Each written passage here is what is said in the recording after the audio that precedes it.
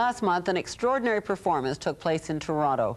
The venue was a synagogue, and the performers were members of a Lutheran boys' choir from Dresden, Germany.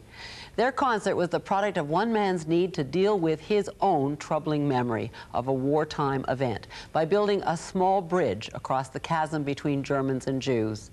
Paul McGrath was there and has this report.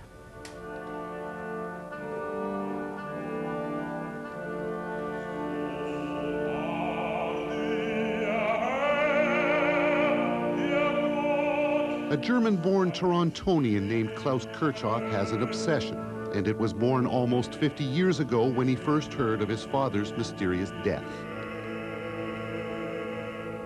You could almost go back to my childhood when I was 6, when my father was executed in Warsaw on April 28th, 1943. And I have been more or less on the run ever since. My father was a police officer. I believe, as a good son, that he tipped off the Jews of Warsaw that their Holocaust was happening. And so he was executed with one single bullet in his stomach. And I wondered why. Kirchhoff may never know why his father died, but he is convinced that there must be some reconciliation between Germans and Jews, and he wants to be part of that rapprochement.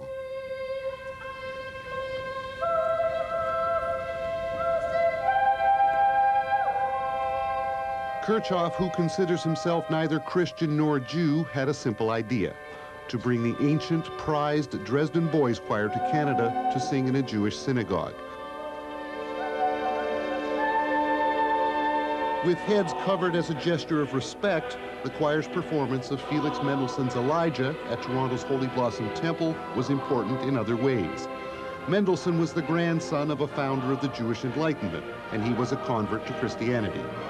The meeting of the German and Jewish cultures he exemplified ended with the Holocaust 1 century later.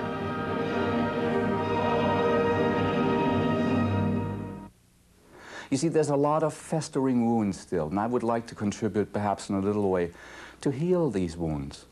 Kirchhoff spent 2.5 years working on this project. His biggest hope is that his achievement won't end here, that somehow things like this will continue to happen.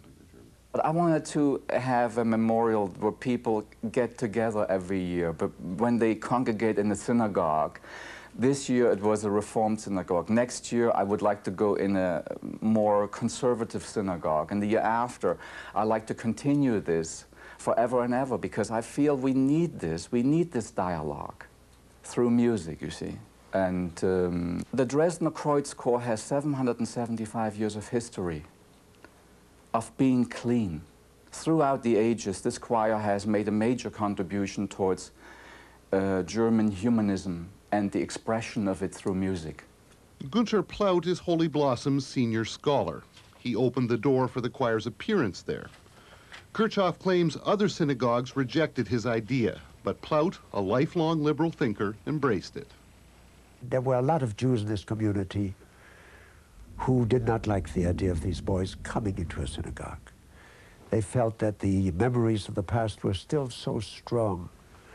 Their own experience of death, that they barely escaped, destruction, which unfortunately were part of their family experience. All of this taken together makes them distant from anything German. What is important is that we have to recognize here's a new generation. These boys that come over here come not only to give of themselves, which is of course their first desire, but they also receive in the very coming education of their own. What's that education? That education is to fill a former stereotype with the realities that exist. The stereotype being Jews were such and such. That was a good part of recent German history.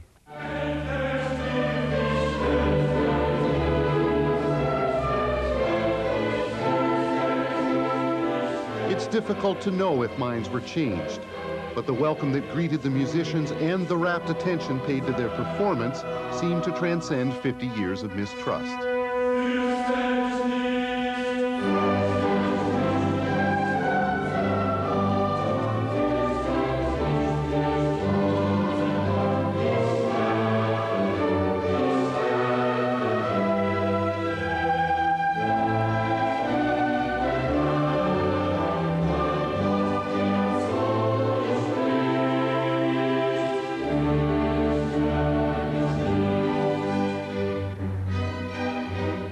It's hard to fault Klaus Kirchhoff for wanting to build a little reconciliation between Germans and Jews. Things like this deserve to be done, but he went about it in a rather naive fashion. He decided to do it all himself, and he got in over his head.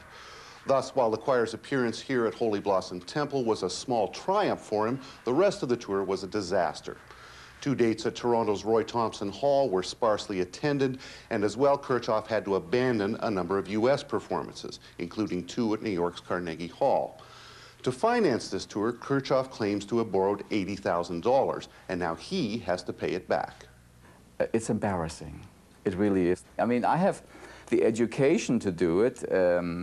I would have had to hire people, but I had to do it all on my own. I didn't have any help. I didn't even have a secretary, you know what I mean? I had to do everything on my own, which was a shame, and I felt it deserved more support. Leaving aside business issues, for Klaus Kirchhoff, this project has a greater importance. It's a matter of the heart.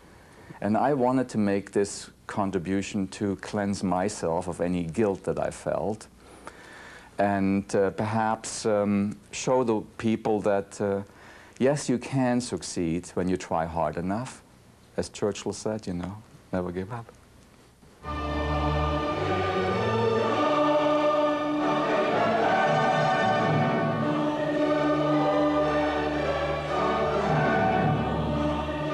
If nothing else, Klaus Kirchhoff got his primary wish, to hear a German choir sing Jewish works in a synagogue, with a finale that brought Holy Blossom's own choir into the performance. In these final moments, there was an understanding that complex harmony can be built only slowly, one breath at a time. For the Journal, I'm Paul McGrath.